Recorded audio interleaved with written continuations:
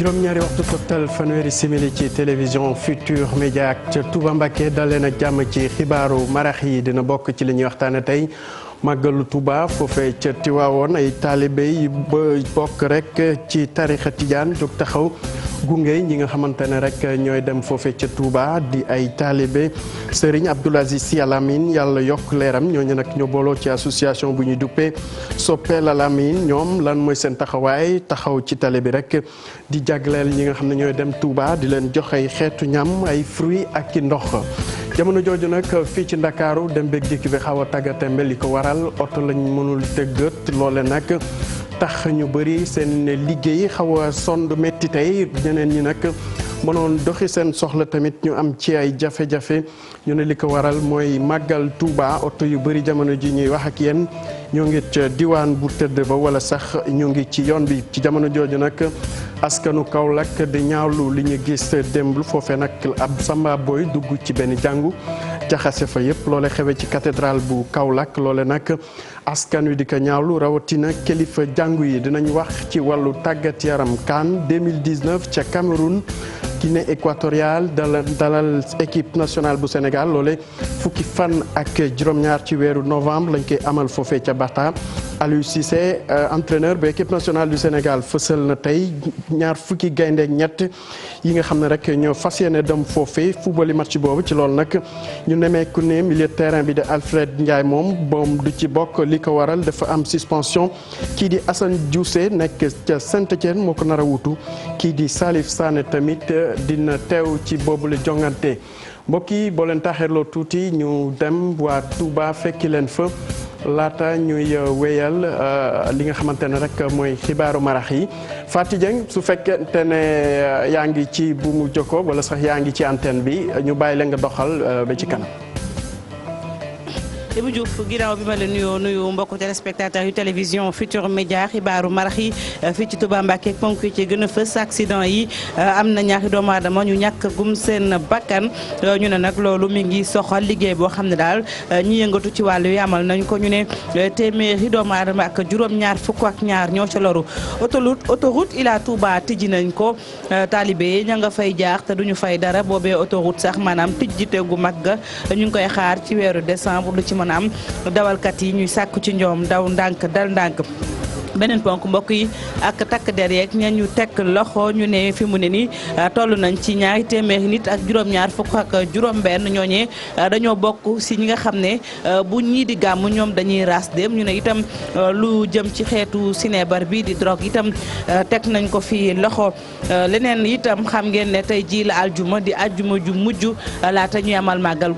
màggal gi dibéer lay doon ci kàttanu yàlla ñu dem tase ak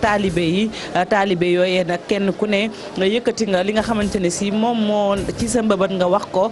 ci say ñaan ñoom it taalibe yi nañu ko defee noonu la ko président Macky Sall defee dugg ci jumaa ji julli ci kanam tuuti daañ ko ñëw faram fàccee Ibou Diouf. jërëjëf soxna Fatou Dieng ñu dellu si fii ci Ndakaaru waaye desandi ci lépp lu aju ci mbiru màggal Touba foofee nag ay taalibe Serigne Abdoul Aziz Sy Al Amine ñoo taxaw ci tali bi ñoo ne nag ñoo boole seen bopp ci benn association bu ñu duppee Soppeel Al Amine ñoo taxaw rek di jàppale ñi nga xam ne ñooy dem foofee ca Touba di leen jox ndox di leen jox ay xeetu ñam taxaw rek ngir seen voyage boobu gën a mucc ayib Cheikh Anta Diop teewoon na fa wala tasana ak ñoom sax andi ci ak say laatir ci yoonu màggal ak Touba ni ko taalibey Tijaani daan defee at mu nekk ren ji de dolli war nañu ko di jox ay ñam ay xéewal taalibe murid yi nga xamante ne ñi ngi tegu ci yoonu Touba bi. kontaan bëgg ñun ñëpp benn lan amul murid amul Tijaan amul xaadir amul laay fi ne bu ñu demee Touba bu ñu paree bu ñu ñëwee dañ naan gàmmu gi te ni ñu def ci Touba noonu la ñuy defee ci gàmmu gi kon lépp benn la. loolu moo tax ñu dog suñu taxawaay yokk suñu pas-pas lu ñu doon def benn ñu fexee gën koo yaatal dañ daan def Tiwaawan defaat nañ ko dañ doon def Kébémer defaat nañ ko dañ doon def Thiès defaat nañ ko mais ren ñu yokk ci yeneen point muy Toubaatul ak garde bi nga xam ne mu ngi ci yoonu Bambey pour que képp ku romb gis ñooñu rek di nga xam ne ñii am na loo xam ne moom la ñu tegoon ci seen loxo te loolu la ñuy jéem a wasaare. ren jii de moom mooy ñetteelu at bi nga xamante ni taalibe Serigne Abdoul Aziz Sy Al Amine di ko def ñoom sax nee nañu ndigal lañu jotoon ci ki nga xamante ne moom moo fi dëddu tey di sëñ Abdou Aziz Sy Al Amine ngir at mu nekk ñu mën di ko def. Sëriñ Abdou loolu daf ñu ko santoon mais mu mel ni bi mu fi jógee nekkatul rek recommandation dafa nekk loo xam ne ndono la. ñu fàttali nag xalifa général des Tidianes bi fi dëddu di sëriñ Abdou Aziz Sy Al Amine moom moo leen joxoon ndigal ne nag at mu nekk lii de bu ñu ko bàyyi mukk ndaxte murit ak Tijaan benn lañu. ñooñu ñu ngi ci yoonu Touba rek ci màggal yi ci fii ci Ndakaaru nag nemmeeku bi mooy oto bëriwul ba tax na dem beeg dikk bi xaw a tàgga tembe tey ñu bëri bi ñuy liggéey dañu am ay jafe-jafe wala sax ñuy doxi seen soxla ñoo ñëpp gis ne li ko waral mooy màggalu sëñ Cheikh Ahmadou Bamba bi ñu teewlu reportage yu Tilo Mamadou Samba andi ci ak Jaafara. gis oto jamono ji jafe na lool fii ci Ndakaaru ay waxtu rek des ci màggal gi dem bi ak dikk bi doon lu taggatimbe. boobu ba léegi ñu ngi taxaw di xaar amuñu kaar mon souhait est que ñu jéem a xam ni ñuy dispatcher nu oto yi pour nous permettre ñi nga xam ne demuñu màggal mbaa demuñu gàmmu mën a di dem liggéeyi. bu màggal amee nii oto yépp dañuy dem Touba da ngay toog bëgg a xëy doo mën a dem di nga toog ci arrêt car bi 1 heure de temps 2 heures de temps doo mën a dem dégg bi kii daal ce n'est pas seulement encore une fois le màggal xanaa da koo yokk. mu nekk ab situation bu metti teewul sénégalais yi di fexe nu ñu eggee fi ñu jëm. soo waroon am benn oto da ngay ñëw dagaat te obligé fi nga waroon fay 100 obligé nga fay fa 1000 francs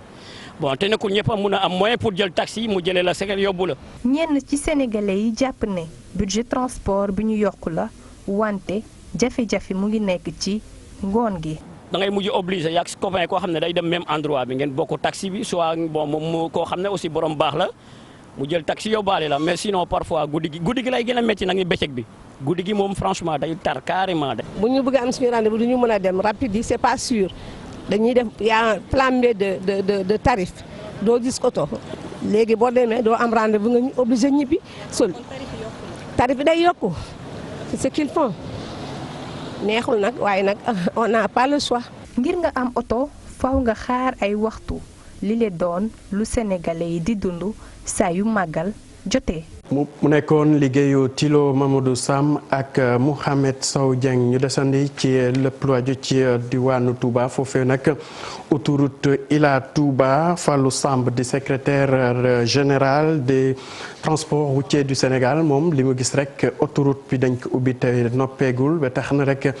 jamono ji liñ ci bëggoon mooy fexe ba yaatal yoon yi waaye te dina leen jural jëye ci loolu nag dafa gis na rek train bi daw ren dafay tax oto yu bëri tase foofu te bu ko defee rek faw li ñuy duppee embouteillage am ñu teewlu ko ci micro ki nga xamante ne mooy Ousseynou Thiam. bi autoroute bi dëgg la dana am ay avantage ngir dana gaawal yoon waaye jàpp nañu li mu mën a indi ci ay gàllankoor moo ëpp avantage parce que comme ni nga ko xamee ren saxaar gi du dem Touba donc am na lu mat juróom benn fukki junni nit yoo xam ne dañ dolliku ci ñi nga xam dañ daan jaar ci tali bi nga seet tamit boo xoolee oto yi baaxuñu baax googu ngir autoroute bi kat pareegul comme ni mu war a pare maanaam fi ñu ko tabax d'abord ci àll la te dafa xaw a kawe seetlu autoroute bi da nga gis ni dañ ko jël ba ca kaw te glissières yi nga xam ne moo war a fekk ci côté ndeyjoor ak côté càmmoñ yooyu pareegul bi ci topp tam mooy si toutefois que benn oto panne fa rek ci aw autoroute à péage bi non seulement que mën na ni embouteillage waaye mën naa ni sax dalante oto yi dalante man daal li sama xalaat mooy comme pareegul daal totalement li gënul mooy ñu segg oto yi nga xam ni dañ fay jaar ak oto yi fa dul jaar man daal sama xalaat mooy gros porteurs yi camionneurs yi ak auto transport en commun yi lañ leen bàyyi toujours ñu pratiquer route nationale numéro 1 bi ñu daan jaar te voiture particulière yi ñu jaar leen ci autoroute à péage bi. ñu dem ba ca diwaanu Kaolack foofe nag askan wi yeewu ko métit li ko waral benn samba boy moo dugg ci cathédrale ba jaxase lépp lim doon jëfandikoo ngir mënal amal seeni ay ñaan mu yàqati ko loolee nag jur njaxare ci ñi nga xamante ne rek ñoo fay yeewoo ñu bëri ñaawlu ko tamit rawatina ay kilifa yi jàngu ji ñu teewlu ci Ibrahima Diamé reportage. curé cathédrale Saint-Ophile bu Kaolack am lu ko metti lool acte de sabotage yi nga xam ne def nañ ko ci ay statue ak yeneen jëf yu ñaaw yu ñu def ci biir l'église bi metti na ko lool. waaw li fi xew daal métti na ma lool ndaxte man maa di curé Kaolack te métti na ñëpp ñi ko gis métti na chrétien yi ndege ab waay moo fi dikk ci fan yile betti ñeenti yoon daal di dugg ci suñu jàngu yàqati ko maanaam tas nitaal yi fi nekkoon yépp xotti affiche yi nga xam ne moom moo nekk affiche yi nga xam ne ñoom ñooy informer communauté chrétienne bi ci li xew c'est le lieu de l'information mu xotti ko saccagé statue Saint-Joseph saccagé statue Saint Théophile mi di patron suñu jàngu saccagé yàq yépp statue Notre-Dame du Sacré-Cœur. ginnaaw loolu de ñoom nee nañ woo nañu waa police pour ñu taxaw ci li ni mel waaye mu mel ni ki ñu jàpp ne moom moo ko def xelam taxu ko neex noonu le ci ñaari yoon yi benn yoon bi kenn jàpp ko parce que dafa daw daf ko def mu daw ci ñaareelu yoon bi mu ñëwee waa police jàpp nañ ko waaye waa police bi ñu ko jàppee te ñu yaakaar ne xëy na dafa dese ci boppam wërul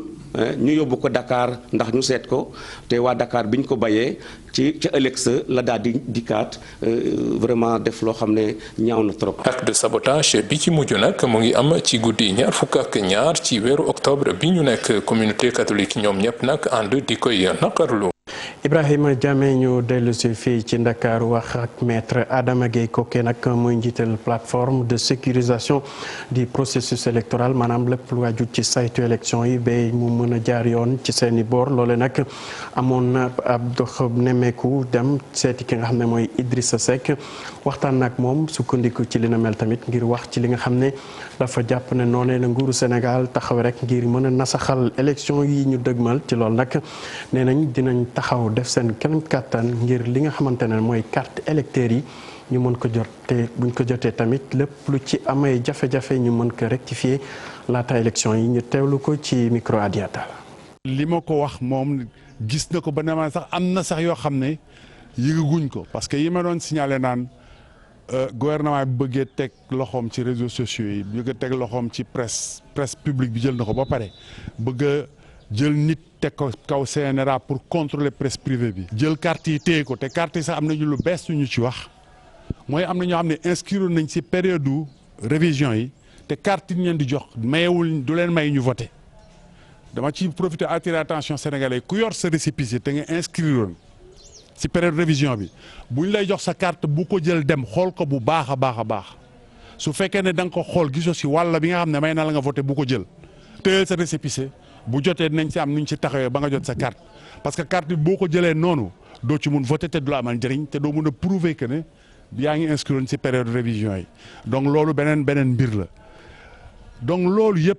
mooy wane taxawaay bi nga xam ne dogu bi nga xam ne Macky Sall dogu na ko pour def hold-up ci élection yi te kooku ñun mënuñu ko nangu moo tax lii may proposé président Idrissa Seck dina ànd na ci dina si jàpp na ci taxaw comme ñi ma jëkkoon seeti noonu lañ ci àndee. ci bët sàllumu réew mi nag foofu jàmm ak salaam doon loo xam ne dafa soxal askan bi jamono ji ñuy wax ak yéen am ñu jóg sol seen dal ñooñu ñu woowee société civile nekkoon ci diwaanu Casamance ca Guinée Bissau ak ca Gambie fexe ba taseek askan bi ñaax leen ku ci ne am taxawaay bu war a am rek bu ko defee jàmm mën a dol si ci diwaan boobee ci loolu nag amal nañu ab lël ngir tàggat ñi nga xam ne dañu jàpp ne rek ñu mën a gën a gaaw yóbbu xabaar yi ci ñi nga xam ne ñoo ko gën a yellool ñu teewlu ci loolu Henri Ndekki mooy coordonnateur COSPA. lu ñu fi indi tey mooy benn atelier bu ñuy wax atelier de plaidoyer maanaam tàggat suñu organisation société civile ñu nga xam ne dañuy yëngu ci wàllum jàmm pour ñu xam tey ban naka la ñu mën a boo jëlee kaddu noo koy waxee mu méngoo ak suñu période bi ñu nekk di vivre parce que nekkul comme ay années 82 jusqu'à 85 jusqu'à 90 yooyu léegi ñu ngi ci lu ñuy wax ci tubaab kalam ak calme maanaam daal boobu nag képp ku nga xam ne yaa ngi yëngatu ci utum jàmm looy wax mu méngoo ak dal bi parce que booy wax lu nga leen nga xam ne mën na indi fitna ñun en tant que société bi laaju ñooñu responsable ma ñu oo leen tey actuellement il faut ñun en tant que organisation am nañu responsabilité ci wàllum utum jàmm donc kuy wax nga xam looy wax te looy wax mu bañ a indi fitna. waa Procodem loolu nag kuréel boo xam ne dafa jóg taxaw rek ngir soppi nekkin ñuy dund ca kaw ga loole nag nee na luñ ci jublu mooy def seen kem kàttan ngir lépp lu aju ci wàllu ndool mën a bàyyeekoo ci diwaan yooye ñu tànn ñetti région fii ci Sénégal ngir amal seeni activité lépp aju ci wàllu koom ci loolu dañuy teewlu ki fi teewal ONU fii ci Sénégal représentant ONU fii ci Ndakaaru di Christophe Yvetot nekkoon rek ci micro Alassane Ba. boo defee une orientation nationale da nga war a xool ay outils noo koy tëralee ci territoire yi donc stratégie bi loolu mooy liggéeyam loolu mooy mébétam léegi bu ñu demee ci territoire yi dañ leen war a ànd ak ñoom pour que ñoom ñu fexe développement économique des territoires nekk une politique publique territoriale ñu bañ ko xaar rek ci état bi au niveau central parce que état au niveau central ñu ngi gérer à travers l'APIX un environnement des affaires favorables mais au niveau des territoires aussi dañu war a liggéey pour seen attractivité pour que nit ñi mën a ñëw foofu entreprise yi mën a implanter foofu mais il faudrait que d'abord ñu xam lu nekk ci territoire yi en termes de potentialité en termes de filière porteuse boo leen identifier ba pare ci ngay identifier métiers yi nga xam ne dina yàgg di nga ci mën a am ay revenus yu décent ak revenus yu am solo yi nga xam ne dina la permettre dund bu baax. tànn fi ñetti régions yi xam nga état bi dafa am nu muy liggéeyee di nga gis PUDC liggéey ci yenn yi am yu mu bàyyi gis nga léegi bi yoon am na région yu ñu bàyyoon comme par exemple Casamance mais cette fois-ci chef de l'État ne nañ ko dem ñu ngi ko defuñu woon Casamance parce que y avait le PPDC mais léegi comme PPDC mu ngi ci phase terminale peut-être dinañ ko yokk mais balaa ñu ko yokk état bi ne dañ fa def deuxième phase du PUDC donc fii tamit ak programme bi comme xaalis bi barul noonu yëpp mënoo ko def ci réew mi yëpp il faut nga identifier ay critères pour choisir ay territoires yu pertinents yi nga xam ne dafa ànd ak lu ñu bëgg a tester. mu nekkoon Alassane Sow di directeur de cabinet ministre gouvernance territoriale ñu wax ci leneen ca Linguère ñoom dafa am ñu jóg taxaw rek ngir dugal seen loxo ci lépp lu mën a suqali gox ba ci loolu nag ñu ngi sàkku rek ci ki nga xam ne mooy jëwriñ bi ñu dénk intérieur fii ci Sénégal di Aly Ngouille Ndiaye di doomu Jolof moom tamit mu jàppale mouvement bi ñu duppee dem ngir li nga xam ne rek dañ ko sumb mu mën kamatal ñu teewlu ko ci micro Modou Mbaye. xeex bi du xeexu waa dem dong du xeexu xale yi du xeexu jigéen yi dañuy ñëw pour ñu ànd pour que Daara nekk benn département ndax bu nekkee département dana permettre xale yi nga xam ne dañuy dem ba Linguère di wuti ay certificat de nationalité te di raté seen examen ngir loolu wala dem ba 120 kilomètres ci yoonu Louga wi nga xamante ni maa ngi ñaan suñu kilifa gi mu defaral ñu ko ndax booba léegi ñu ngi koy jooy di wuti ay casier judiciaire duñu ko am ak yeneen Daara Jolof war na mën a am camp sapeur-pompier Jolof war na am compagnie de gendarmerie war na am police centrale loolu ñu ngi koy woo suñu kilifa monsieur le ministre bi nga xam ne yàlla def na jamono yi mi ngi aye te boo ayee da nga war a wal sa moome Jolof fu commissariat central bi war a mën a nekk na nekk sax mbëllëxe war na ko am pour que sécurité bi vol de bétail bi insécurité bi nga xamante ni am na fi ñëpp gis ko fi ñi mën a ñëw xeex loolu moo tax Jolof dem ak yëpp ñëw ne nañu def Jolof une région Daara un département xeex bi nag du yomb mais danañ ko xeex politiquement danañ fexe ba instance de décision bu nit war a mën a nekk pour ñu nekk fa pour ëllëg bokk ci ñi nga xam dañuy bokk ci ñi décider ci réew mi buñ ci jógee waa Jolof yëpp danañ génn taxaw ci tali yi def des marches de protestation bi nga xam ne moom la ñu mujjee danañ tëdd ci tali bi danañ def grève de la faim pour que Jolof nekk une région Daara nekk un département.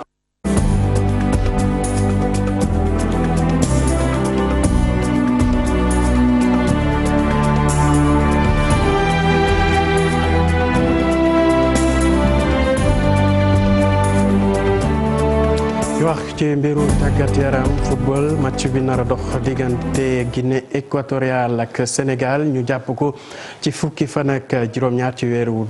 novembre foofee ca Bata lañ ko war a amale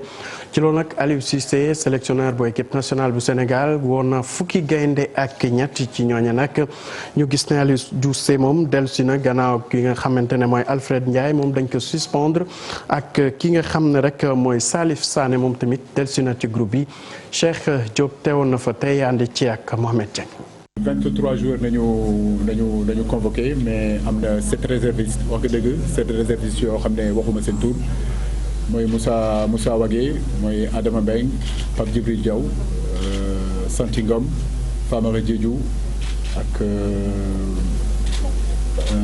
Crépin Diatta voilà ñooy 7 yoo xam ne suñu amee problème ak 23 yi ñoom mën nañu intégrer équipe bi. xale yi fi nekkoon ñoo dellu si waat sauf que Assane Diossé bu amoon habitude ñëw yàgg na dellu siwul moom tamit ñëw na je crois que lan lañu bëgg malgré que même bu dee sax qualifié nañu match internationaux yi ay match en enjeu la tey lan lañu bëgg mooy que équipe nationale bu Sénégal bi terminer premier ci poule boobu. mu nekkoon xibaar yi di leen jaajëfal ci teewlu bi fekkee ne ñoom Fatou Dieng teew na wala bu dee loolu nag donc ñu ngi xam ne waa Touba donc teewaguñu xam naa fi ak simili US dinañ jël antenne bi rek wéy li nga xam ne mooy xibaar yi ñu la doon jaajëfal ci teewlu bi si teel ngeen jëf.